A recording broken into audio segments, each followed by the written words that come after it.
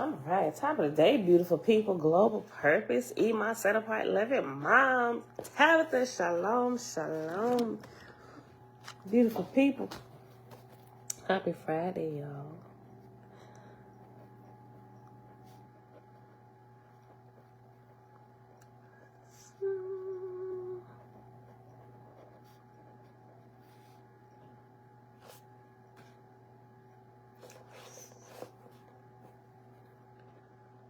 When I write that, I wrote half the number.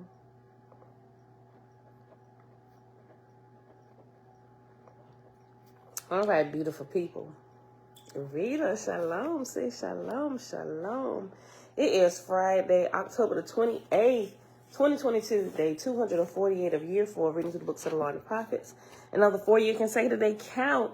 Day 1,267. Today we're picking back up in Oahspe, the book of knowledge, which is also the appendix in here.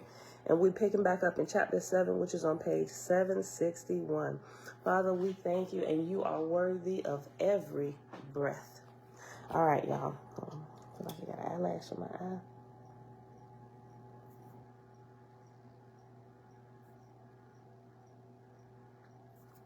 All right, so let's get started straight away so we can use all our time here today. I'm not going over so much. All right, y'all. Nazarene, sing. Shalom. Kendra, shalom, shalom. And everybody else hanging out in the background. Top of the morning to you. All right, y'all. Chapter 7, page 761. And 2 heads of the beast stood in the east, and one stood in the midst, and one in the west. And the one that was oldest and standing in the east raised up his blood-stained hands, trembling in miserly rage, and with a book tattered and torn and smutted with the foulness of glutted avarice, swore an oath, saying, Down, down, Jehovah, unseen and godless, down, know thou this ancient lore and the case of men? And rattling his hideous bones, even whilst with hissing breath he baited some to see the great awakening light. He baited some to see the great awakening light.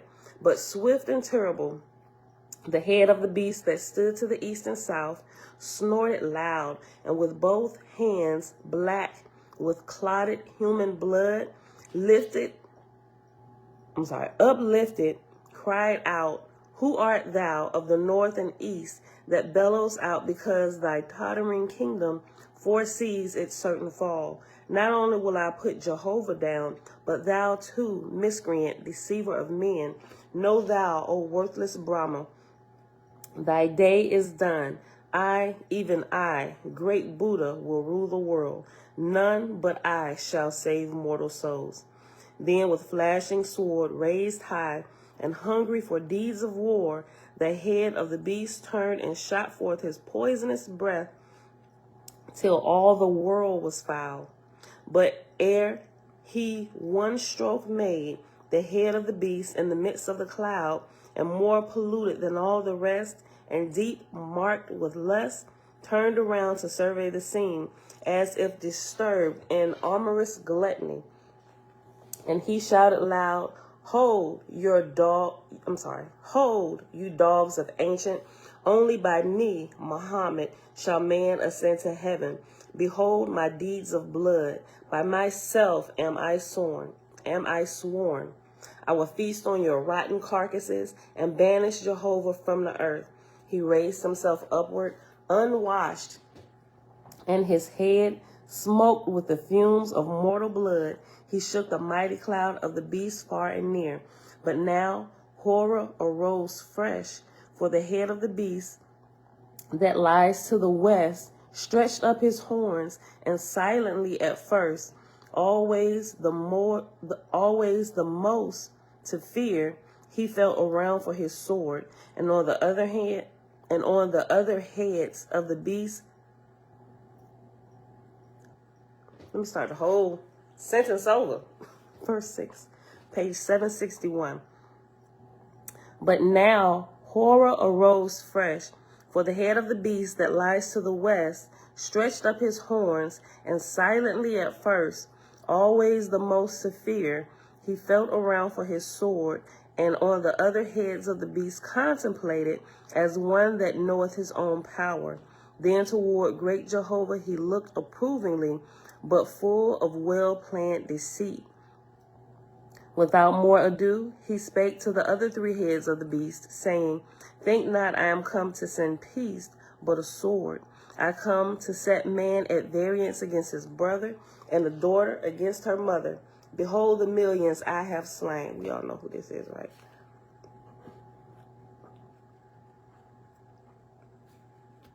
Behold the millions I have slain. Behold how my mortals build torpedoes and ships of war. Behold the long trail of human gore where my banner goes forth. Know ye too, I am the Savior of men. Even great Jehovah shall bow the knee when I command. I will send my legions forth to rap on tables and show the faces of the dead, and then proclaim through mortal tongues bolted loose, and thereon build my kingdom forever. You know, that's Christianity, right? Which is one of the heads of the beast, right? The heads of the beast is the four major religions, right? Okay. Brahma, Buddha, Mohammedanism, and Christianity. Those are the four heads of the beast. Tigma, hey girl, hey Elijah, shalom. Belinda Brown, hey auntie. Verse 8, page 761. And then the head of the, and remember we started yesterday, as we was getting towards the end of the reading, it started talking about this beast. So because we cut it off, it might seem like, okay, beast, I remember beast, but it was like the last few scriptures where it started, where this beast began to come on the scene, and this is just continuing on with what had started yesterday. Verse 8, page 761. And then the head of the beast stood triumphant in the west, stripped of his bloody sleeves, and with one hand held high a banner whereon was written, I am the Lamb of Peace. And with the other swung high his mighty sword like a whirlwind, it swung abroad over all the black clouds. Women of wealth and fashion cast aside their earthly goods and went and labored with the poor, teaching cleanliness and wisdom and uprightness of heart. And those that preached were the spirits of the dead, who were right in experience in Jehovah's unseen worlds. But the beast with his countless millions was cast out from the earth as a long black cloud, riven and broken, floating, floating, floating. It passed away and was seen no more. Nor was there more any false god known upon the earth. But Jehovah rose supreme in every land, and all people under the sun sang anthems of glory to his name. The voice of Jehovah came upon us, saying, Of the past these things shalt thou comprehend, O Tay. The beast walketh forth on the earth in every guise, and in the second sphere of atmosphere he became a living person, born out of the sins of men. For one man worshipped science, and it was his beast. One worshipped riches, and it was his beast. One fashion, and it was her beast. Another lust, and it was his. Another worshipping nothing, and it was his beast. Now all these, and such as of like order, continued to do the same things after death, for that which they had builded up on earth became as a living entity within them, and they could not put it away. This was the first resurrection, being the birth of unclean man into the spirit world.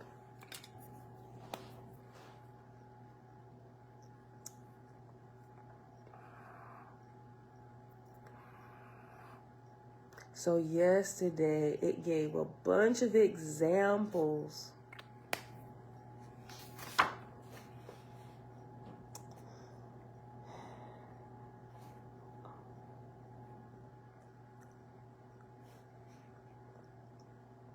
I'm trying to see whether, okay, the rich man to the captain, all men, for more to be conscious of his, okay, let me highlight these, okay.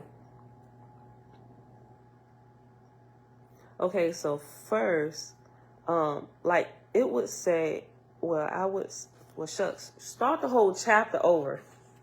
I wish we would have read these 2 chapters together. And I'm just saving my place right here. I just went back to look at something. So in chapter 6 also, before it led up to this huge beast, right? It started giving you the different caste of men, or the different types of men and women on the earth, right? And the different positions that they hold or that they put themselves in, and how it begins to develop in them, right? Verse 10 says, for a mortal to be conscious of his own spirit, it must transcend his corporal senses. He who knoweth not his own spirit is weak indeed. Such a man born into the spirit world is as a newborn child, knowing nothing. And then it goes on to describe these different types, right? And 10 goes directly with 13 in the next chapter. This was the first resurrection, being the birth of unclean man into the spirit world. And verses like 13 for chapter 6 on page 759, verses 13, where it starts with the captain and general who were slayers of men. Death is a doorway to them, whence spring up them ghastly wounds and frenzied maniacs crying out for vengeance. And then it goes on to the leader of men, and how they enter the S world to meet an army of misled confidants, and his tricks and falsehoods are as a garment soiled and spotted to hide a blackened heart. Then it goes into the rich man entereth the S world at the door of his bank. In the bank he tarrieth all day long. Remember, it goes on to that story, like he dead, still walking around his bank worrying about his money, right? And then it goes, let's see, and lo, the spirit of him who is dead, still talking about the banker. Hold on, I meant to say something about this yesterday. You know how people create altars and they pull out drinks for the dead or whatever. And I used to think, and then sometime, I don't know, I'm still kind of looking into it, like they'll leave a drink offering, especially like alcohol, and they'll leave it on their altar, and then it'll like dry up. But I was like, well, I'm wondering if it was just during the course of time that it dried up, right? So if it's the course of time, maybe quite a few days, especially if you don't pour out a lot. If you pour like a little bit in like a little drink offering bowl or whatever, it'll tend to dry up because it's alcohol and it evaporates, right? And some people are like, oh my God, the spirit's drunk it. I'm like, bruh, it evaporated. How long has it been sitting up here? Y'all dumb. Until it dries up overnight. Now that, I would say, is not normal, especially if it was more than like a couple drops and you ain't got the fan blowing, the windows open to help it evaporate a lot faster, right? And those things, I'm like, okay, something happening.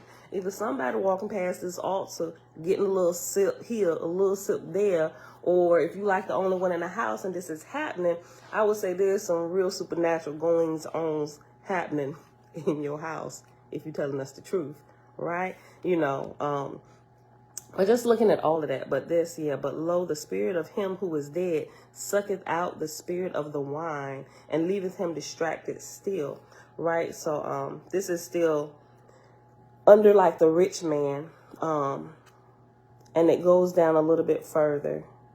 The banker, the rich man, was before that, and this is the person who drank wine, right? But then it goes into another dark chamber, openeth, a dearlet in wine is dead. And it begins to talk about his wife, and after he dies, and he's there to see all that happens. But then he's also there to see, even though he's dead, his spirit still lingers around the home, watching what happens to his children and his wife, right? And then it goes into a stately mansion of a woman of high caste, right? And all her glories and how beautiful she is, but she had no kids. And that's when it got into when she enters the S world, when she dies, and all those abortions that she had, all those babies are waiting right there for her, crying out, why did you murder us, oh mother, right? And it goes into more scenes of horror. Open and ooze the door of man of corporal learning, right? Those who are like we'll call them lifetime students. Not that you shouldn't be a lifetime student, but you have certain type of students that get, how can I describe them? They seem to get stuck, right? Let me read this. From the scene of horrors, now open oozed the door of the man of corporal learning. His spirit wandered in libraries and ancient tombs and hieroglyphs and sighs over problems never solved. Day by day, night by night, he restlessly peereth into the same paths and over borroweth deep in darkness. Stripling youths and fairies pull his wig or upturn his spectacles, saying, O fool, knoweth not thou art dead? Turn from these corporal tombs and behold great Jehovah's light. In sorrow and pity he regardeth them, saying, I am not dead. When I am dead, there is an end. But I am sick, still dwelling in my corporal body. And then he wandereth on, a living sepulchre. Then it goes into the farmer, right? And then it goes into the person who gluts themselves, gourmandizers, right? Hanging out in saloons and slaughterhouses where people are getting drunk and overeating and all of that stuff. And his spirit lingers around there. And then it starts talking about the confusion in heaven. He that forever argued is dead. Right? So it just goes through all these examples for chapter 6. And then it begins to talk about this beast. And chapter 7 gets into the beast developing and who it is and the religion and all those things, right? Which leads us back up here to where we were at in chapter 7 and verse 13. And now I'll go back up to verse 11 and start again on page 761. The voice of Jehovah came upon us, saying, Of the past these things shalt thou comprehend, O Tay. The beast walketh forth on the earth in every guise, and in the second sphere of atmosphere he became a living person, born out of the sins of men. For one man worshipped science, and it was his beast. One worshipped riches, and it was his beast. One fashion, and it was her beast. Another lust, and it was his. Another worshiping nothing, and it was his beast. Now all these and such as of like order continue to do the same things after death, for that which they had builded up on earth became as a living entity within them, and they could not put it away. Hence all those examples from chapter 6, right? And they could not put it away. This was the first resurrection, being the birth of unclean man into the spirit world. In the second sphere of atmosphere, which is the second resurrection, the condition was like unto the first, but organic. Page 762. We all the way at the top now. Verse 15. Danette. Bonjour, shalom. Key, shalom, shalom. Audrey, hey sis. Nini, shalom. For one people worship Brahma, making a beast of him. Another worship Buddha, making a beast of him. Another worship Christ, making a beast of him. Another Jesus, making a beast of him. And forever paraded his crucifixion. Got the crosses around your neck, on chains, getting it tattooed on your body, forever parading his crucifixion. And the beast that each one builded up within his soul became an entity to him on his entrance into spirit life, and he became bound to the machinations of evil spirits professing to be that beast. And these evil spirits became as gods, in fact, building kingdoms in the lower heavens and making subjects and slaves of their worshippers, compelling them to contribute of their earnings and labor in spirit, even as mortal kings exact tribute on earth. Thousands and millions and tens of millions of subjects and slaves they had, and their cities were even as represented to mortals, paved with comparative pearls and diamonds. These things thou hast witnessed, that the spirits of the first birth discourse on the things of the earth, and of marriage and begetting, not having risen even to the second resurrection. Their hope and belief in heaven is to re-enter wombs and be born again, teaching reincarnation and ministering to the proclivities of lust and mortals, inspiring visions of sexual desires and practices in heaven. For all such spirits have not risen up from the earth, and know no other abode but to revel and glut themselves in corporeal debauchery. And many of them boastingly and in darkness teach falsely that spirits in heaven beget sons and daughters, and even that sons and daughters reincarnate themselves in mortal flesh, becoming children of the earth.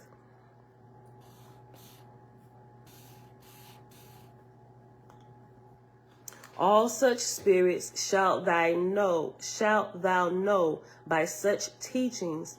For whatsoever seemeth the highest delight of a man on earth, or a spirit in us, that will he exalt in and proclaim. And this sign hast thou witnessed of them in the second resurrection.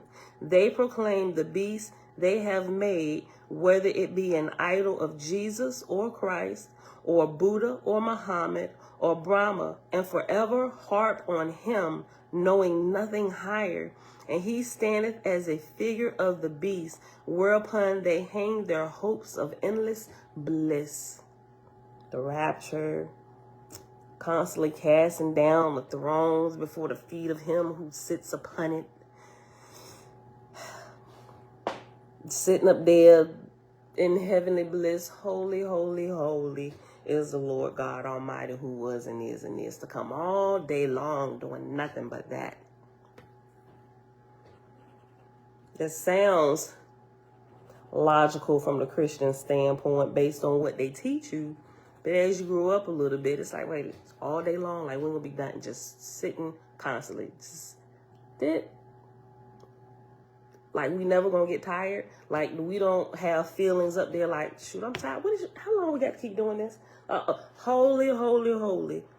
Like, real, like, this all we're going to do for the rest of our spirit life. This holy, holy, holy is the Lord. I mean, anybody else asked the question. Holy, holy. I'm like, wait a minute.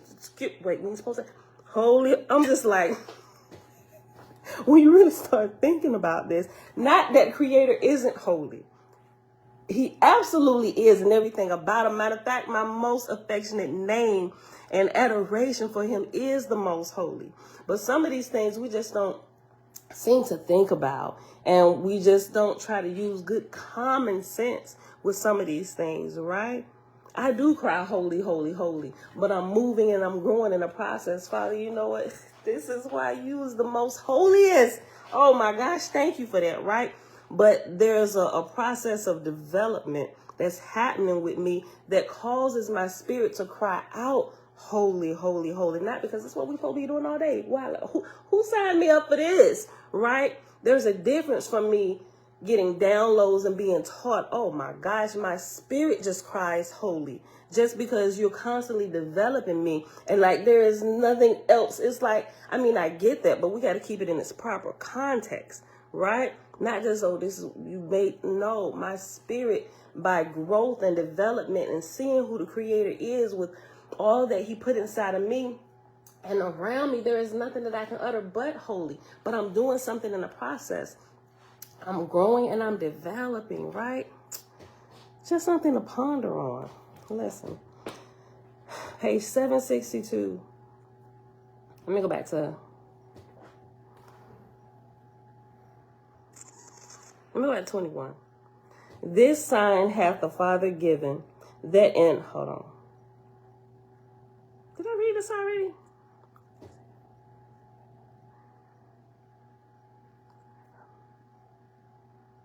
Let me go to 17.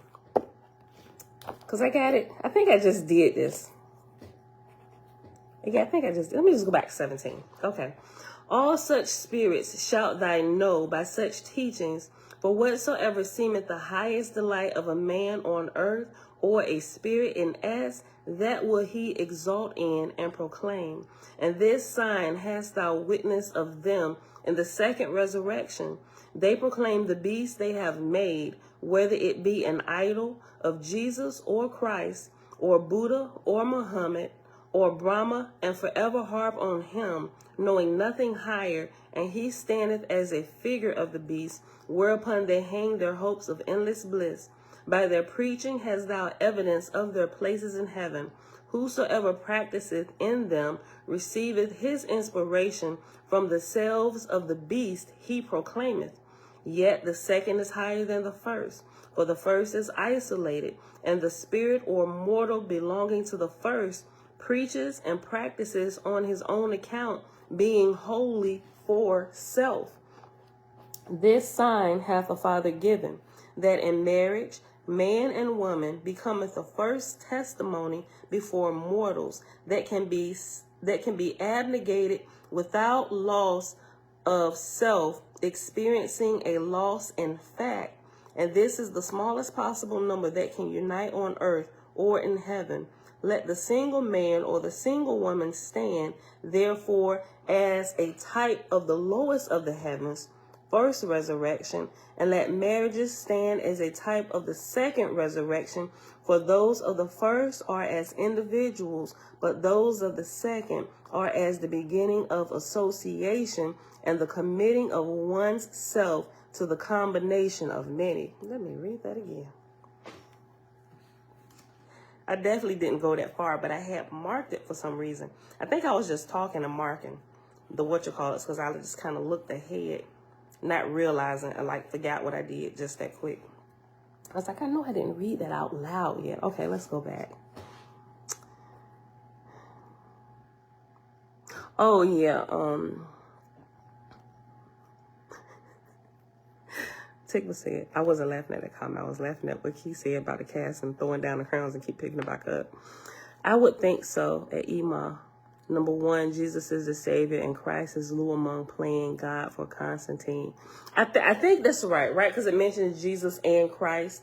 Remember, they talked about it, Christ being Luamong in earlier chapters. I forget exactly where that was at. But it's in here, we already read it, right? They gave the differentiation between the two. Okay. Verse 21, page 762. This sign hath the Father given, that in marriage man and woman becometh the first testimony before mortals, that self can be abnegated without loss of self, experiencing a loss in fact. And this is the smallest possible number that can unite on earth or in heaven. Let the single man or the single woman stand, therefore, as a type of the lowest heavens, first resurrection, and let marriage stand as a type of the second resurrection, for those of the first are as individuals, but those of the second are as the beginning of association and the committing of one's self to the combination of many. S said, a sign of the third resurrection hath Jehovah given to men, whereby they shall be known, which is, that self shall not be manifest, save in the union of many. For as the first resurrection may have marriage between two persons who become as one, so do they of the third resurrection become brides and bridegrooms of Jehovah, manifesting in families of tens and twenties and hundreds and thousands, who are also as one. Nor have they any other king or chief ruler or God or Lord or Christ. That's good. I'm gonna read that again. And I thought about our guardian angels, and one of the, maybe prerequisite is wrong, the wrong word, but one of the things that the guardian angels cannot do while being our guardian angels or helping us is to show themselves to us, right? They're like on this higher level. They're acting in this, how can I say this? They could care less about showing themselves to you to make you believe. their whole purpose of not just being your guardian angel is to give you inspiration to climb up higher, to be able to attune yourself to the spiritual realm, right? Which is why they shouldn't show themselves. You know, some people would show, I don't believe you there. Show yourself, like a hand or something right on the wall, just like King Nebuchadnezzar's son saw on the wall. Show something to make me believe, right? You ain't ready, you know, because as you develop and as you begin to grow and your spirit begins to connect with the Father, these things you will just begin to perceive, and you will know by inner knowing that these things are real, right? You can test things, and that's when your prayers start becoming a little bit more effective, and you can get immediate answers because you got on the right frequency, right? Listen, that's what this just made me think about a sign of the third resurrection. Let me read it again, verse 22, page 762. S said, S representing the spiritual realm. S said, a sign of the third resurrection hath Jehovah given to men, whereby they shall be known, which is that self shall not be manifest, save in the union of many. For as the first resurrection may have marriage between two persons who become as one, so do they of the third resurrection become brides and bridegrooms of Jehovah, manifesting in families of tens and twenties and hundreds and thousands who are also as one. Nor have they any other king or chief ruler or God or Lord or Christ. Wherefore, if a man say, I have no faith in these things because they are impractical, ye may know he belongeth to one of the first two resurrections and not to the third. Right? Kind of like my little example I just gave. As said, nevertheless, it hath been proven in Israel that these things were for 400 years, beginning of Ark of Bond, previous cycle, and these people attained to 6 millions of souls. Whoever then said, this day is void of righteousness, like the ancients, is speaking from the first or second resurrection, denying the progress of man and accusing Jehovah. Judge not Jehovah's chosen by the standard of the worshipers of the beast. Neither shall any man accuse Jehovah, because man has set up natural law, putting Jehovah afar off, or because he hath set up Brahma or Buddha or Christ, putting Jehovah afar off. For all these idols were necessary to those who love the figure of a beast. Whew. Let me read this again. Verse 24. S said, nevertheless, now let me just go back up 22, right? S said, a sign of the third resurrection hath Jehovah given to men, whereby they shall be known, which is that self shall not be manifest, save in the union of many. For as the first resurrection may have marriage between two persons who become as one, so do they of the third resurrection become brides and bridegrooms of Jehovah, manifesting in families of tens and twenties and hundreds and thousands who are also as one. Nor have they any other king or chief ruler or God or Lord or Christ. Wherefore, if a man say, I have no faith in these things because they are impractical, ye may know he belongeth to one of the first two resurrections and not to the third. S said, nevertheless, it hath been proven in Israel that these things were for 400 years, beginning of Ark of Bond, previous cycle, and these people attained to 6 millions of souls. Whoever then saith, this day is void of righteousness like the ancients, is speaking from the first or second resurrection, denying the progress of man and accusing Jehovah. Judge not Jehovah's chosen by the standard of the worshipers of the beast. Judge not Jehovah's chosen by the standard of the worshipers of the beast. Neither shall any man accuse Jehovah, because man has set up natural law, putting Jehovah afar off, or because he hath set up Brahma or Buddha or Christ, putting Jehovah afar off. For all these idols were necessary to those who love the figure of a beast. Those who have not attained to the third resurrection, that is, Jehovah's presence, must have first, a mortal king or ruler. Second, the sword, militia, police. And third, the prison. For all of these were given to those who are begotten in sin and dwell in the beast. Neither can he who preacheth any of the idols practice that which he preaches. They are but as news vendors, proclaiming what Buddha did, or Christ did, or what is done by natural law or divine law.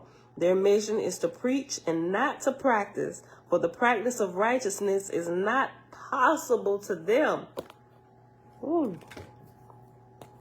This would hit some preachers deep down in their shana missionaries and everybody else is going preaching a thing, talking about what has been done. He called them news vendors. Channel 12 News for the church. That's what they should name the churches. Channel 12 News. This is the hub. And they gossip like none other, right? Boy, news passed the fastest inside the church house. I'm gonna leave them alone. I used to be inside of them.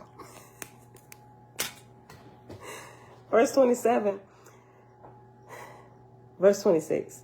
Those who have not attained to the third resurrection, that is, Jehovah's presence, must have first a mortal king or ruler, second, the sword, militia, police, and the third, the prison. For all of these were given to those who are begotten in sin, and dwell in the beast. Neither can he who preacheth any of the idols practice that which he preacheth. They are as but news vendors, proclaiming what Buddha did, or Christ did, or what is done by natural law or divine law. Their mission is to preach and not to practice, for the practice of righteousness is not possible to them. If a man come to thee and say, Behold, I am inspired by the angels of the third resurrection, see to it and prove him. For if he be true, he is a practicer of Jehovah's kingdom, not in preaching, but in works. Tabitha, Grand Rising. Grand Rising, Uncle JB. But if he strive for himself in all things, then is he inspired of the first resurrection. And yet, if he be a proclaimer for one of the idols, then is he of the second resurrection, asserting law and even violence. I know a few of these people, right? And they can get quite violent when it comes to their idol. Or especially, it don't matter who it is, but especially the one I'm most familiar with is the idol Jesus, right? The one that they made into an idol, that one, they get real violent and nasty nice about it. We're going to war for the kingdom of the Lord.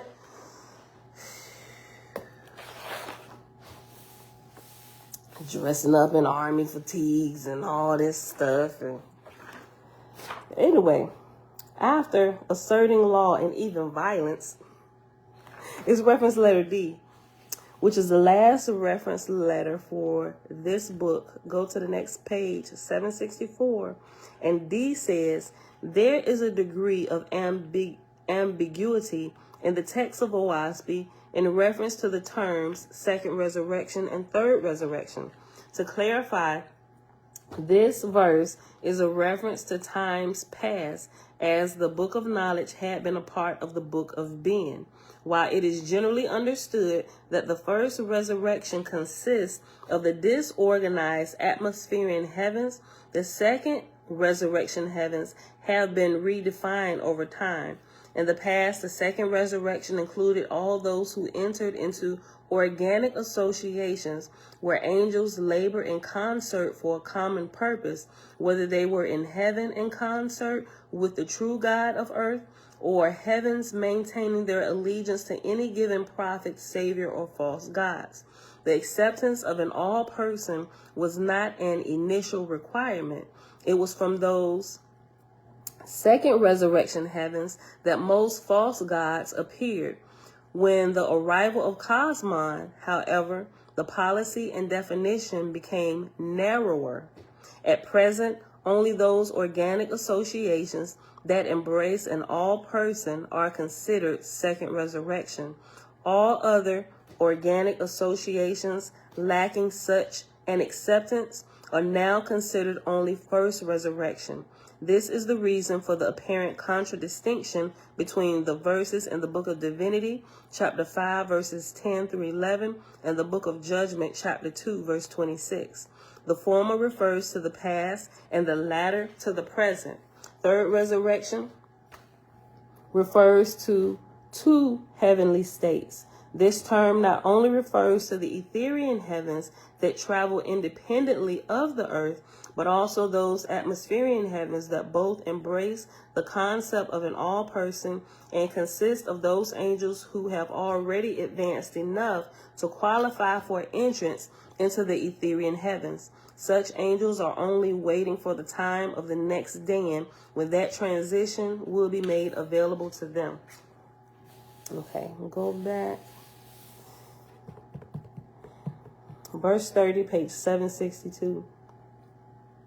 And yet, if he be a proclaimer for one of the idols, then is he of the second resurrection, asserting law and even violence. As one man alone cannot practice war, neither can one man alone practice the third resurrection. One man alone may give away all he hath, laboring for others all of his days, abjuring self before the world, yet he cannot thus be in the third resurrection, because he has not attained to the Father's kingdom, which is organic and composed of a number of individuals, meaning you can't come by yourself. That's why you can't attain to it. You're still just looking out for yourself. This is a group effort, right? Family resides here. Everybody comes along here, so go get some brethren and sisterin, and then you come back. Right? Because he hath not attained to the Father's kingdom, which is organic and composed of a number of individuals. Try them, therefore, before Jehovah, whether for sake of him they will become one with an army of brethren for righteousness. For such is the kingdom, and of it Jehovah is king. All such will abjure war and violence and contribute all they produce to the Father's kingdom, reserving nothing. This becometh power by virtue of righteousness and peace. These are ministered to by the spirits of the third resurrection, who have no Buddha or Christ, but Jehovah only. The proof of these things shall be manifest before all peoples. The Buddhist, the Brahmin, or Mohammedan, or Christian will not accept the brotherhood, peace on earth, either on earth or in heaven, because forsooth he has his own idol. Neither will he abjure war, but declare it a necessary evil, even in the same breath he professeth peace. The charity he doeth is likewise vain and of little effect. It is like lifting water with a sieve. He buildeth asylums and houses for the poor, and places to feed the hungry, and in his places of worship raiseth money and provisions and raiment. But lo and behold, the numbers who come to want increase on his hand, right? Because we ain't doing this for nobody else but for Jesus, or for whoever idol you didn't set up. That's the only reason why they do it. Anything else is no, it's blasphemy. Only for him, only to thee do I serve. Jesus, my idol, right? I'm like, well, first of all, isn't he a creation of the creator? How are you worshiping the creation of a creator? That doesn't make sense to me. Okay. Verse 30, so I'm going to go back up. Try them, therefore, before Jehovah, whether for sake of him they will become one with an army of brethren for righteousness. For such is the kingdom, and of it Jehovah is king. All such will abjure war and violence and contribute all they produce to the Father's kingdom, reserving nothing. This becometh power by virtue of righteousness and peace. These are ministered to by the spirits of the third resurrection, who have no Buddha or Christ, but Jehovah only. The proof of these things shall be manifested before all peoples. The Buddhist, the Brahmin, or Mohammedan, or Christian will not accept a brotherhood, peace on earth, either on earth or in heaven, because forsooth he has his own idol, right? Meaning they won't even come together. The Brahmins, the Buddhists, the Mohammedans, and Christians dwelling together in one brotherhood, right? Those who are I mean, it's already here. The ones who are trying to create a one real religion are trying to do more to unite people than their own religions themselves. No, Buddhists. What are you talking about? We Christians over here, my G. No. We kill the haters of our idol. That's what they should say. They should stop calling Jesus. They should just start saying our idol. For him we live, for him we die, and to him we bow our knee and we confess that he, our idol, is Lord. I'm just saying, if you use them terms, some of them might wake up like, wait a minute, what did we just say out of our own mouths? That just hit me, and that something sounds a little bit off about what we're proclaiming. And why can't they be our brother? Because they do kind of blow up people. Okay, then all these stereotypes and all this stuff start coming up on why they can't mingle amongst one another, why they have to stay separated, each of their own corner of the earth. Yes, don't babe. tell me Zay wanted to edit it. No, he didn't even come down here yet, babe. I can end it? Yes, you can too, baby. Listen. Not trying to get off track, but if the original angels who laid with man and saw their nakedness, which allowed us to inherit the kingdoms of the ethereal worlds, would man not have been able to inherit if that had not happened? And how things worked on other worlds? Hope that makes sense. Tabitha said that makes sense. Let me read it again.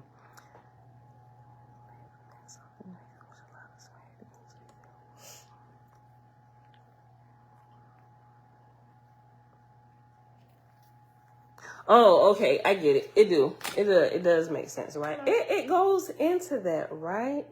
It goes into that. Now those angels who had laid with men, now they were responsible for man to and to help raise them up, to teach them about the ethereal worlds, right? Because they mingled the flesh with the Holy Spirit, and now you got a hybrid, a person that's half flesh and half spirit. Now you can't leave these children out here like this. Go teach them. They're of us now, right? That's what happened. That makes a lot of sense, Tickful. Listen. Hold on. Verse 33. Where you at? 48 minutes. Verse 33, page 763. The proof of these things shall be manifest before all peoples.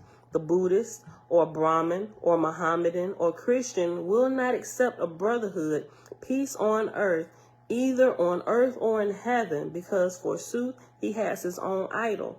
Neither will he abjure war, but declare it a necessary evil.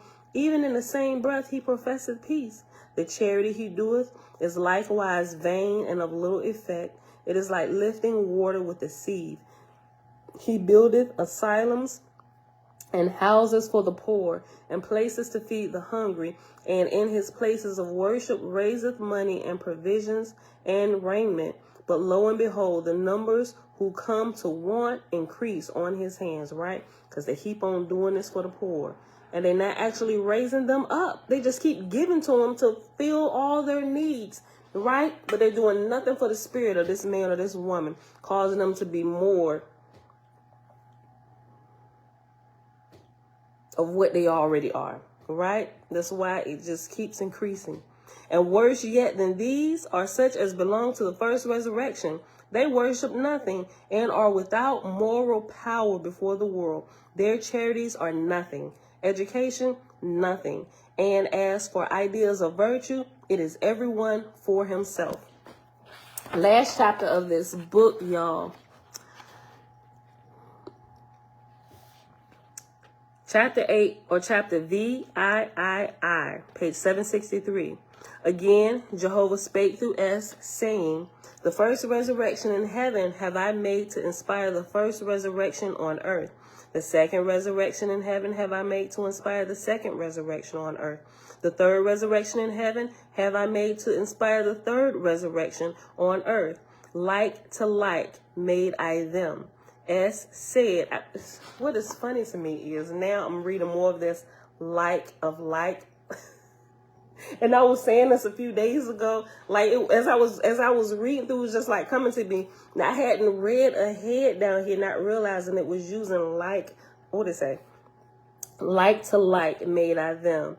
I was saying light and light and like and like, right? This is blowing my mind. Like to like made I them. As said, consider then, if a man on the earth strive for riches or power or self in any manner, whence he draweth his inspiration, and determine thou also by this what will be his rank in his birth into the S world. If a man be a preacher and not a practitioner, doing not the thing he knoweth to be the highest, thou shalt determine what will be his spirit birth. Like the book of James talks about this, right? Those who know to do good, but do it not, to him it is sin. You a preacher, but are not a practicer, right? And if a man be a preacher and not a practitioner, doing not the thing he knoweth to be the highest, thou shalt determine what will be his spirit birth. On the other hand, he that liveth to the full, the highest of all he knoweth, by his own strength, producing for others all he can, thou shalt determine his place also. These resurrections are possible, either on the earth or in heaven, but there are many so immersed in the earth that only by death and by suffering Hades can they be aroused to strive for a higher light. Now it would be said to thee, such a man hath lived a good and exemplary life, given to the poor, being temperate and respectable before the world. What will be his place in heaven? Answer thou him, O Tay, saying, he that serveth himself goeth to the lowest of bound heavens. He who serveth Jehovah with all his wisdom and strength goeth to the third realm. But only he who serveth betwixt these two goeth to the second lowest of the bound realms. Shall a man deceive Jehovah, saying, I did the best I knew, when he knoweth he did not? You fooled everybody else with that crap. But you stand before I make her and say that. Oh, you did, huh? Well, I could have, okay, so, well, maybe I didn't give all, because I could have did, right? The truth begins to come out when you stand in the presence of truth, right? You ain't gonna stand there and just be rattling off a bunch of lies thinking you gonna fool the creator, right? Creation fooling its creator. The audacity. What audacity. Verse 8. Answer thou him, O Tay, saying, he that serveth himself goeth to the lowest of bound heavens. He who serveth Jehovah with all his wisdom and strength goeth to the third realm. But only he who serveth betwixt these two goeth to the second lowest of the bound realms. Shall a man deceive Jehovah, saying, I did the best I knew, when he knoweth he did not? Be thou wise in discerning Jehovah in all things, and seeing and judging as he would judge. For there are deceivers in heaven, and to him who would shelter his own deceit, these spirits come by the thousands. Oh, my goodness. But he of the third resurrection escapeth them. Let me just for good measure, let me just reread this verse. I'm going to highlight it. I'm going to highlight it for me, just in case y'all want me to read it again. Listen. Be thou wise in discerning Jehovah in all things, and seeing and judging as he would judge. For there are deceivers in heaven, and to him who would shelter his own deceit, these spirits come by the thousands. But he of the third resurrection escapeth them. And now, touching the prophecy of a nation, weigh thou the people and determine what resurrection they are already in, and the number of each division. Then determine the generation antecedent, and the one again antecedent to that, making tablets thereof. They that are heavily laden and dwell in him, they are the type of my Ethereal worlds. Forswear yourselves away from the world. She worshipeth the beast. The cloud of the second resurrection is upon her. Wash your hands and be clean. My host from the most high heavens will wait at your doors. It is amazing to me, right? When we depart this life, when we are where we supposed to be, we ain't got to be like, oh my gosh, I hope they come pick me up. If you have to utter out your mouth when you were born in the spirit, where's they at? You already late, shipmate.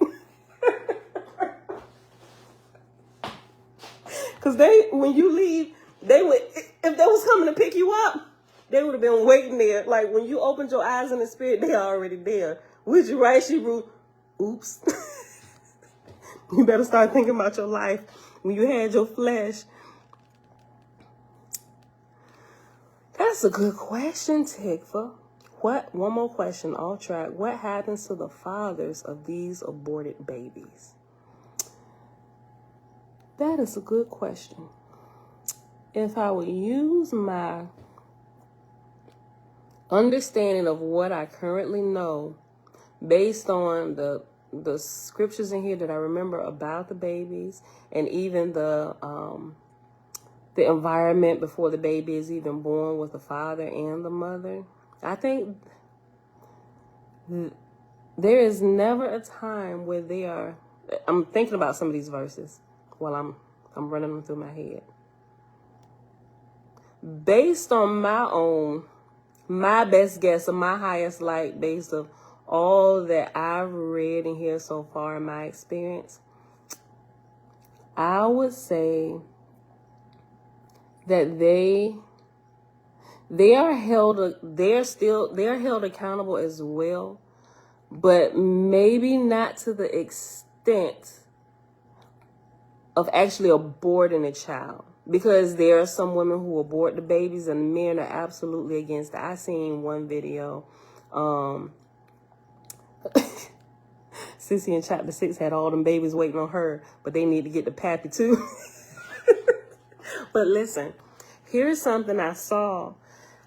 I think the father, don't quote me on this, but I would think that if they were doing all they could to prevent the aborting of their child, that I would think justice in my head, based on all that I know, I would think they wouldn't be held accountable like the woman is, right? But I think they would still be held accountable because it was their choice to give over their seed to this woman anyway. They should have had the foresight to know this is not where you want to plant your seed, right? So I think they'll be held accountable in a way, just like the mothers will be held accountable if they aborted the child, even if the father's saying don't do this. I seen a video on YouTube a few years back where a woman was going to abort the baby. She's probably maybe 2 months. And she was, I guess she just had it up to here with the baby's father, the boyfriend or whatever.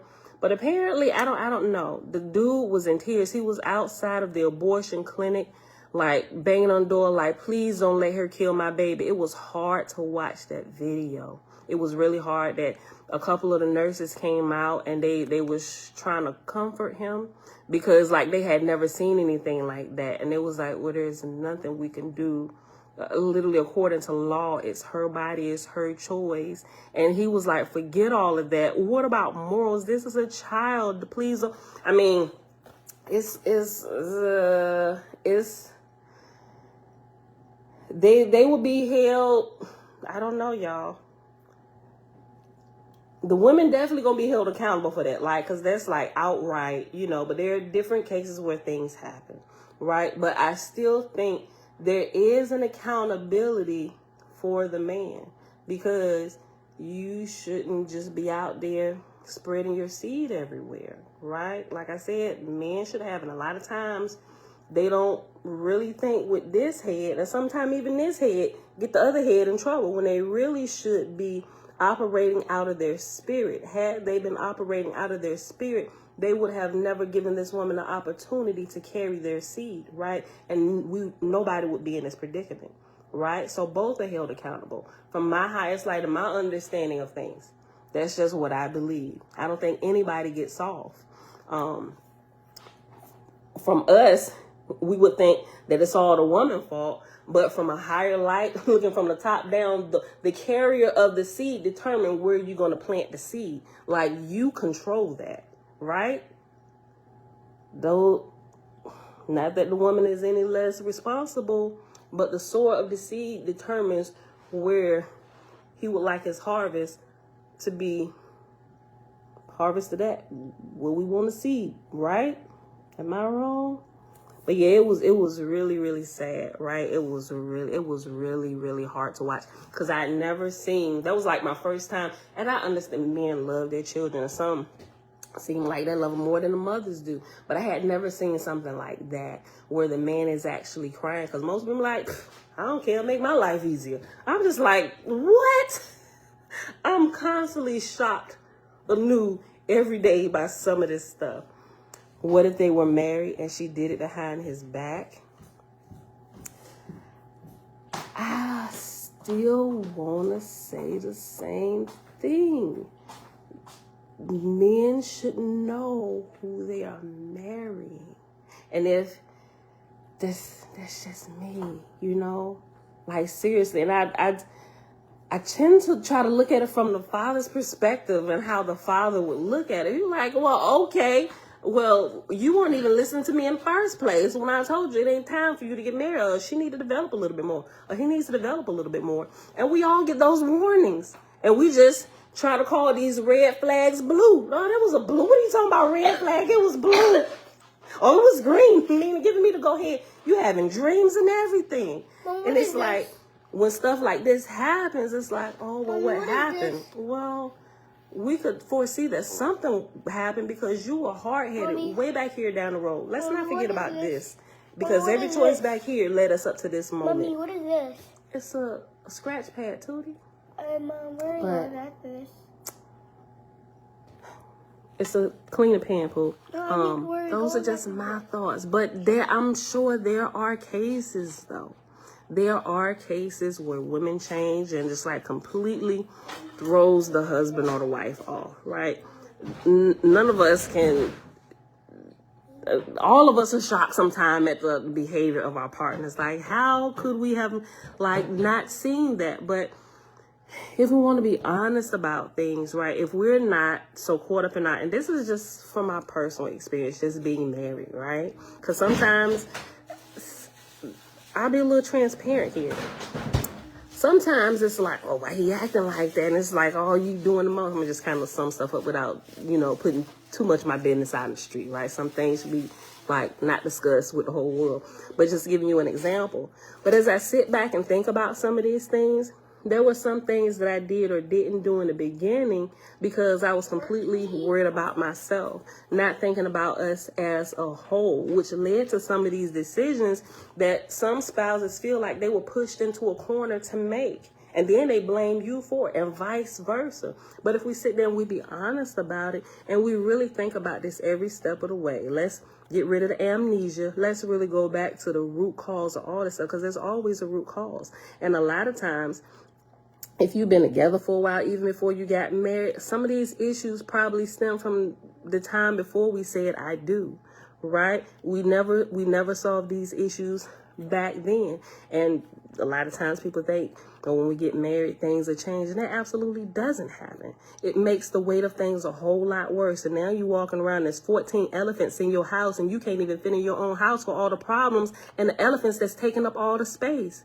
We don't ever talk about it. We gloss over things, right? We don't listen to the Father. If we have any kind of spiritual hearing or insight, intuition, whatever, even though we may not know the full details from what my own personal experience, even if we don't know the full details, there's always a warning. From my experience, there's always a warning. And a lot of times those warnings we ignore.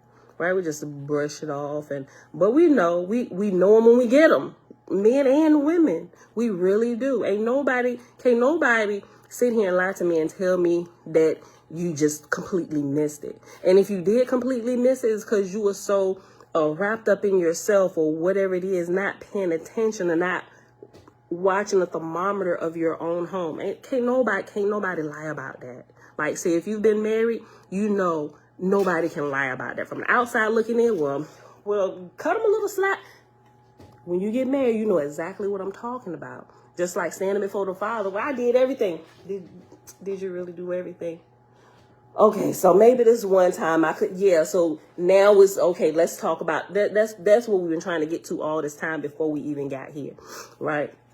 So I do think the men and women are held responsible just at certain points, because had the man had been more mindful, even getting married, like if you haven't, okay, so say you got married, everything was good. Things could have changed, even though, like, everybody has to be paying attention. They can't be afraid to talk to one another, because what if something did change? They got married and the woman wasn't like this. But in the course of the marriage, things happened, which caused bitterness and resentment, or maybe somebody was abusing somebody mentally, physically, emotionally, which caused bitterness and resentment. I don't want to have your child. I'm sick of going through, like, all of these things. There are so many different variables when it comes to this, but I don't think one is more responsible than the other. It's just, we see there is, what's the word? It's, I see it in my head. It's like, okay, so the woman actually committing the act of abortion is just it's the physical manifestation of what was happening in the unseen realms, right? We saw this, oh my gosh, that is terrible, right? Because we saw the effects of what was already going on inside, right? And the same thing with the man, like, this was children belong to the men. The men carry the children, right? From the day they are born into the world, they're the ones born with the seeds in them. Like, women take, and this is just my thoughts, my understanding. Some people may disagree. Okay. But listen what I'm saying. For a woman to take something that belongs to a man, granted, and you come together, like, don't miss what I'm saying, y'all, right? You should be working together, right? Because he couldn't bring life to his seed if it wasn't for the woman. And the woman can't give birth to something unless she has the seed, right? So they're both are partners. It ain't going to happen without the both of you. We come together making this agreement. Even if we don't even think about having the children, we do the act that creates and births babies, right? We're both responsible. Because if a man, y'all get it, right? We're both responsible. So whether the woman aborts the baby, I think the man is still responsible. Because here's the key. If we are connected to the Father, he forewarns us about things. But if you're dull and you can't hear, it seems like, oh my gosh, what has happened? How did we get here? Well, we got here because somebody wasn't listening. Somebody wasn't paying attention, right? And when we get married, we understand from the spiritual realm, we get extra guardian angels to help us in the marriage, right? So you don't just have the guardian angels you get when you were born. When you get married, you are assigned on top of the guardian angels, right? So you get double the inspiration. You get a new set that's designed to give you inspiration specifically about your marriage and how to grow in this process and how to become one, right? Yeah, we both can't be hard-headed. Most of the time, somebody gonna be more hard-headed than the other. It always seems like one person has to be the bigger person, and sometimes the bigger person get tired of being the bigger person. I got time today. Call me Betty. I'm gonna be petty today. Petty Betty, right? You got Petty Betty and Petty Pete going at it, and their guardian, the marriage guardian angel's like, oh my God. Hey, Tom, what? Look, oh my, ain't nothing, listen, try and say something. Well, go rouse the kid. And the kids start going crazy. The guardian angel's trying to get your attention. We get the kids all all loud and stuff coming in, want to ask questions because you can't hear them. Well, send the kids in there. Maybe the kids think about the babies coming in there. Nope. They start hollering at everybody, hollering. Like, oh my gosh, maybe when you get married, you run into all this, right? So, somebody got to be able to hear Abba. And what's crazy sometimes, even in the midst of me and my husband's passionate disagreements, sometimes the voice of reason, right? A younger child will come in the room and be like, Y'all are both acting like children, right? Like, so what? Well, I'm gonna be a child today. Y'all get it. Y'all been if you married. Okay, let me look. Okay, somebody asked a serious question. Let me pull myself together. Hold on. Somebody said, who asked the question? Oh, Shebrew said, Pam, Sissy Global Purpose has a great question. I want to know the answer also. Go back. What you say, sis?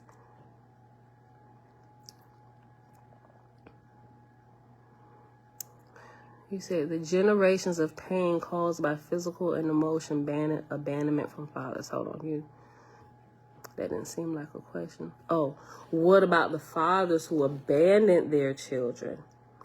Everybody is held like, hold on, let me go back up a little bit more. Let me just make sure. Only one more question. I'll try. What happens to the fathers of these aborted babies? All right, babe. Love it. They are held responsible. Yeah, everybody is held responsible. It doesn't matter what the other party did. In a father's sight, everybody had a part to play in this. Hold on. What about the fathers who abandoned their children?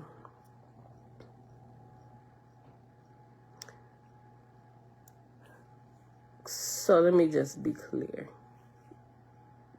When you say, are you talking about the fathers, like when they die, like if their children have already died, or just in general, what happens to them? Although a lot of times we don't see it here, like we would like to see them get their tails tore off and be punished by the father for what they did or what they didn't do. A lot of times we don't even really get to see that for real, right? I mean, we see them punished by the government system or whatever. We feel like the father moving too slow. Women gonna lash out and tell you what type of father we think you are, like all of that. And sometimes men really do catch a bad rap. You know, it's a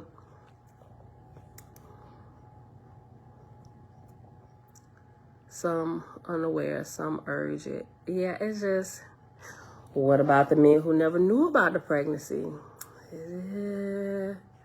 Listen though, would not the man still be responsible? He knew he had sex with that woman. He knew, especially if he didn't wear a condom, right? A lot of men think they pull-out game is strong, but what about, I'm gonna watch my terms here, but what about the small amount that may have come out before the actual explosion, right? Some call it pre-ejaculation. I'm gonna just use it in a nice way.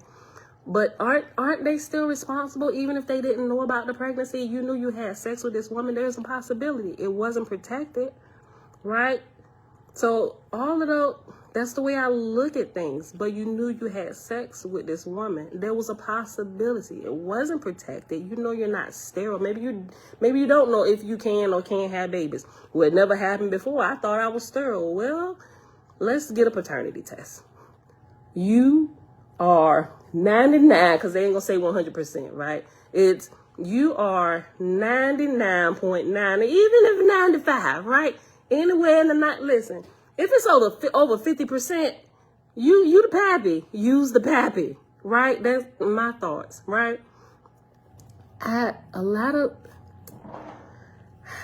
I just think about things because of my life experiences. I mean, these are good questions, but I would still think the men should still be held responsible. I mean, that's not from a woman because men should or whatever, but I'm using your good common sense. When you stand before the Creator, right? Well, why are you out here just giving yourself to every woman, right? And it could even been a long-standing relationship, and it just happened to end, right? And the last time you came together, and you just decided you grew apart, you parted ways or whatever, and because you have a lot of those things too. It's a lot of different ways this could happen, not just people on purpose.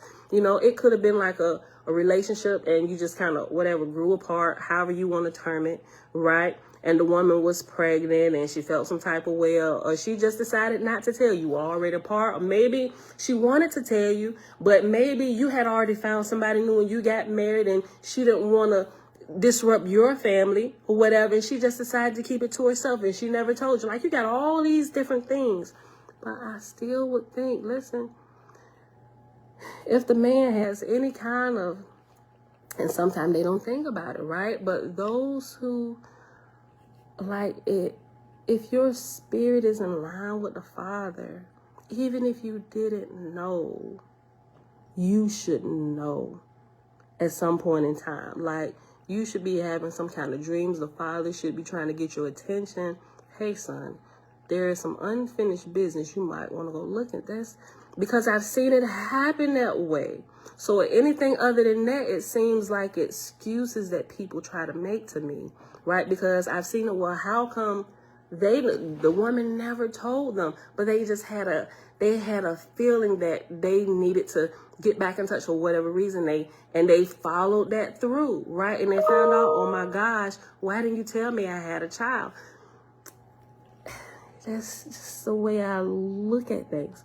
What about parents who abandon their children? Everybody is held responsible. That's just me and what I believe, where I'm at based on all the information that I have and I know. Okay, hold on. Yeah, most people are not that high spiritually set apart. And I agree. But we really should be, right? We really should be, because our parents were supposed to teach us, right? I mean, everybody shares the blame in this up to a certain point, right? And the kids could be grown and out of your house by the time you realize, oh my gosh, I wish but you can't go back in time and make the children small again to correct your wrongs. All you can do now is just apologize. I'm sorry, I didn't know. And you just, just apologize, repent, whatever, and just move on from there. Fix, salvage what can be at this time. That's just how I look at it. Okay, hold on. The seventh era of faith could not answer this question. What question? Hold on, did I miss one?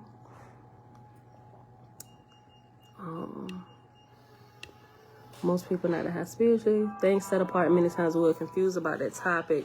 And here comes Oahspe that sings gospel of Miss Susan B. Martinez to make it make sense. Right, okay. Yeah. Hold on, the screen just jumped.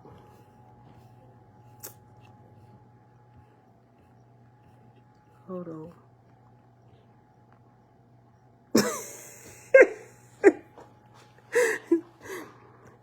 Key, Patty LaBelle and Patty Pendergrass. That's funny. Okay. Hold on. Yeah, so let's see. Okay. Let's raise that question of men part and abortion to Selah Cosma. I'm for that. Ask away. I'll be listening out. Yeah, Tabitha said, let's raise that question of men part and abortion to Selah Cosma Cal or Oahspe College University platform. Yeah, so children are alive but abandoned. Somebody is responsible, right? Somebody dropped the ball on their end. Like all this comes out of people being irresponsible and not developing, not looking out for others, only worrying about themselves, right? Abortion is a selfish act. Leaving the fathers leaving the children is a selfish act, right? We know there are instances where the fathers didn't, like we just talked about, all of these things. And if the fathers didn't know, the mothers knew you carried the baby. Why didn't you even try to get in touch? Why didn't know who the baby was? Now we got to deal with the issue that you a whore too. Everybody's being irresponsible, right? Look, yeah, because a lot of when they get to heaven and be like, who's your mammy? I'm the pappy. Need a test. Let's talk to the creator. You the pappy, right? Look, it's really, when it comes down to when we get to the root of everything, it's a bunch of selfishness and people looking out for self, right? Okay. I know, Ema. What verses we on again? Look, let's finish this because this is only 19 verses in chapter 8, which is the end of this book. And we got this one more book, the Book of Oranathan, and we are completely done with Oahspe the first time.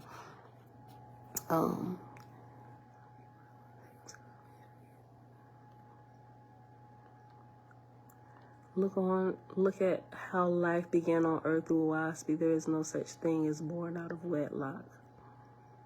Well, what if the man knows spendy love, Alicia, I hope I said that right, shalom. What if the man knows and intentionally abandoned his children? Like that question answers itself, right? And intentionally, like you know you're responsible. You're walking away from responsibility. You're intentionally choosing to be selfish, right? And they're held accountable. How the Father works with them, deals with them, whether they grow up sometime in life down the road or whether they go to the grave still like that, they're going to have to deal with that even when they are born into the spiritual realm. Like, they still don't get away from it. They still going to have to deal with it, because one day, if there aren't already children, they're waiting for him. Those, as they get older and they pass, he's going to be there until they get there, and he's going to have to face up to that. Now, hopefully by that time he hadn't been stuck. He could possibly been growing, right? Matter of fact, if I understand this correctly, if he dies first and the children are still on the earth, he's still responsible. Men and women, they're still there's in here where it tells you that the parents are still responsible for their children even after they go to the grave, right? So a lot of times they're still hanging around, and a lot of times they don't know, especially if they haven't developed spiritually. They're trying to date. They hang around the house, sitting on your counters and stuff. Like, girls, shut up! You're making the same mistakes I did. Don't do that. Don't talk to them. Go watch your kids, girl. You know, like they trying to get your attention, but you can't hear them. But they're responsible for you. So in all their might, if they're trying to make amends for what they did, they're doing the best they know how to kind of like get your attention, to help you see things. I don't know. Maybe you will say something, or maybe you just come to your wit's end and you in the kitchen like, Mom, I don't know where I went wrong. I don't know, you had a moments where you do something and all of a sudden something like a book falls off the bookshelf and nobody was there. Maybe that's Mom be like, girl, I've been trying to get your attention. And then that'll snap you like, wait a minute, Mama, was that you? Or you could, instead of saying Mama, you can be like, oh, maybe that's the answer from the Lord, or whatever. You know how things like that happen, but you're still responsible even after you go to the grave, right? And if you don't get that together, even before they get there, when they get there, you're going to have to handle it. It's just a lot of stuff we're still learning that I'm understanding a little bit more. Kendrick said, continue to teach your children all that you have learned. I wish I had. Oh, she was talking to Key. I already started reading it now. Continue to teach your children all that you have learned. I wish I had known all of this when my sons were young. I know, right? Okay. If your older children begin now, they're on the right path. All 5 of mine are grown, but I tell them about Oahspe. Yeah. Sheba, you got 5 children? Sis, you so tiny. I know you have 5 kids, sis. And your grands. Okay, let me finish reading it so we can get done. Okay, chapter 8. Again, Jehovah spake through S, saying, the first resurrection in heaven have I made to inspire the first resurrection on earth. The second resurrection in heaven have I made to inspire the second resurrection on earth. The third resurrection in heaven have I made to inspire the third resurrection on earth. Like to like made I them. As said, consider then, if a man on earth strive for riches or power or self in any manner, whence he draweth his inspiration, and determine thou also by this what will be his rank in his birth into the S world. And if a man be a preacher and not a practitioner, doing not the thing he knoweth to be the highest, thou shalt determine what will be his spirit birth. On the other hand, he that liveth to the full, the highest of all he knoweth, by his own strength, producing for others all he can, thou shalt determine his place also. These resurrections are possible either on the earth or in heaven, but there are many so immersed in the earth that only by death and by suffering Hades can they be aroused to strive for a higher light. Now it will be said to thee, such a man hath lived a good and exemplary life, giving to the poor, being temperate and respectable before the world. What will be his place in heaven? Answer thou him, O Tay, saying, he that serveth himself goeth to the lowest of bound heavens. He who serveth Jehovah with all his wisdom and strength goeth to the third realm. But only he who serveth betwixt these two goeth to the second lowest of the bound realms. Shall a man deceive Jehovah, saying, I did the best I knew, when he knoweth he did not? Be thou wise in discerning Jehovah in all things, and seeing and judging as he would judge. For there are deceivers in heaven, and to him who would shelter his own deceit, these spirits come by the thousands, but he of the third resurrection escapeth them. And now touching the prophecy of a nation, weigh thou the people and determine what resurrection they are already in, and the number of each division. Then determine the generation antecedent, and then one again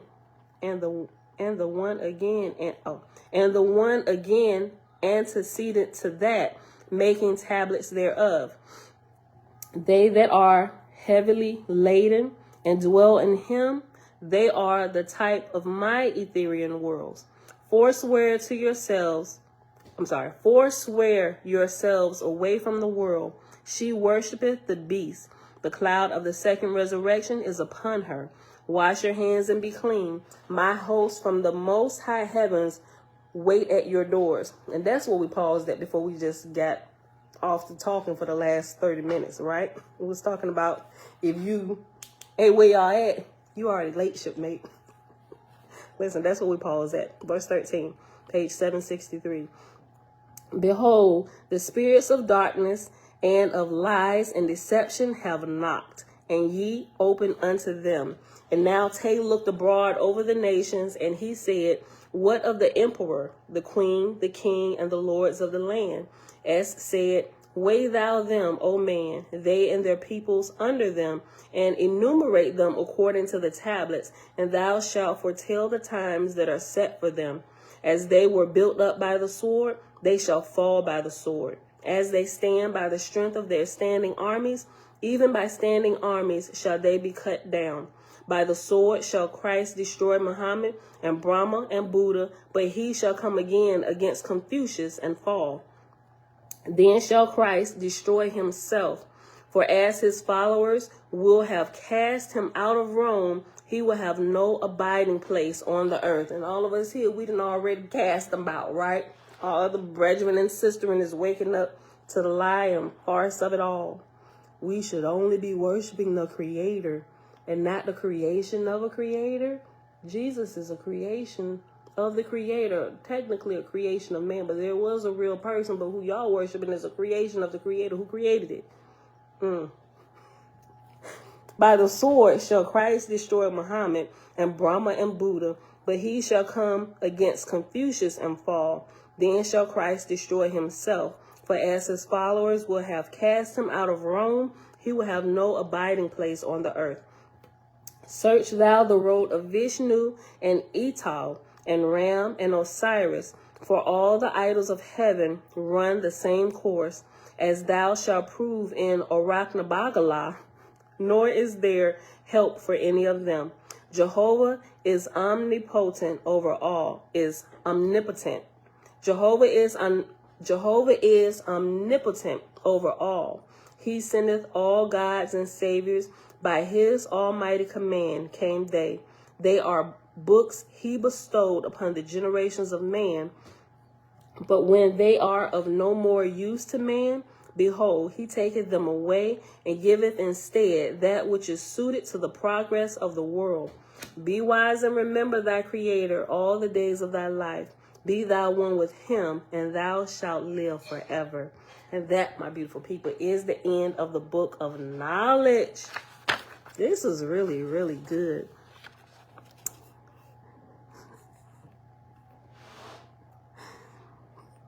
Kevin, shalom, shalom. All right, y'all.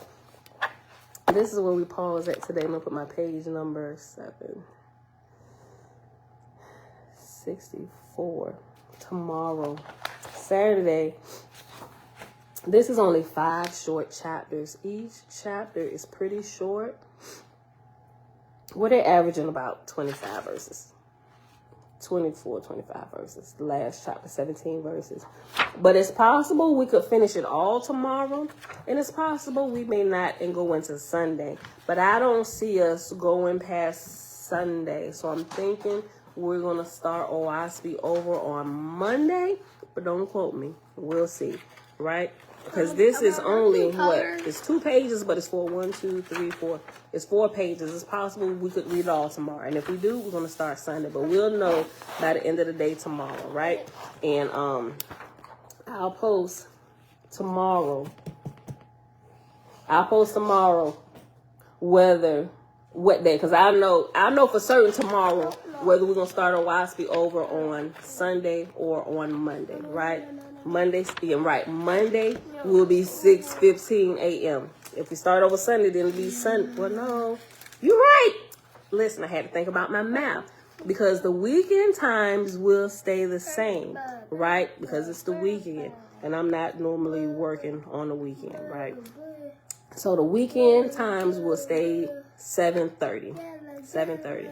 It's only during the week, Monday through Friday, where the time has to adjust. So if it's Monday, it'll be 6:15. If it's Sunday, it'll be 7:30. You're welcome, Sheba. So, Father, we thank you that your mercy endures forever. And we thank you for the good common sense that flows out of you to all men of all generations, right?